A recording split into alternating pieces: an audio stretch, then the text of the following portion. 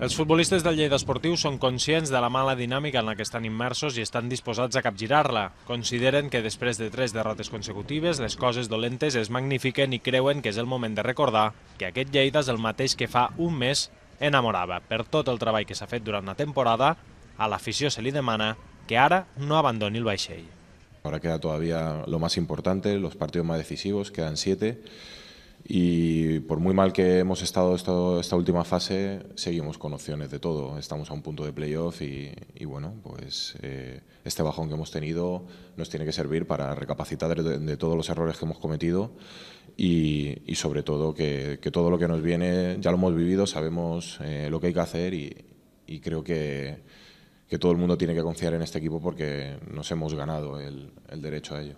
I és que al vestidor hi ha la convicció de que les coses no han canviat tant com reflecteixen els resultats. L'equip és el mateix i la proposta futbolística no és diferent. Tot és qüestió d'una sèrie d'anomalies que s'han detectat i que es volen corregir. Si vemos los partidos cómo se han ido desencadenando, no creo que haya habido muchísima diferencia con los 21 que hemos estado sin perder. Han sido pequeños detalles, yo creo que nos están condenando mucho los errores individuales, todos estamos cometiendo errores individuales que no son propios de jugadores de nuestro nivel y es lo que tenemos que solucionar. Tenemos que tener muchísima más concentración en los próximos partidos, individualmente y colectivamente, pero sobre todo individual a la hora de intentar minimizar todos esos errores que en una categoria como esta pues es lo que te cuesta los goles.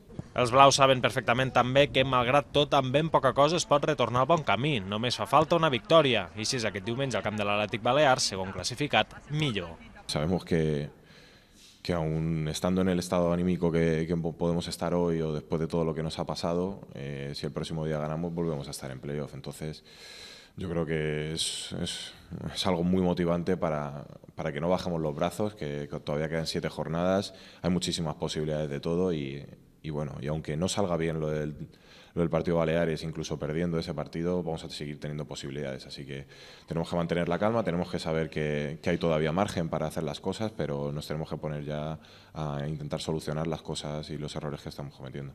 Mario Fuentes continua arrossegant molèsties i ahir no es va entrenar. Qui sí ho va fer, ja amb els seus companys, és Osado, tot i que encara no està per jugar.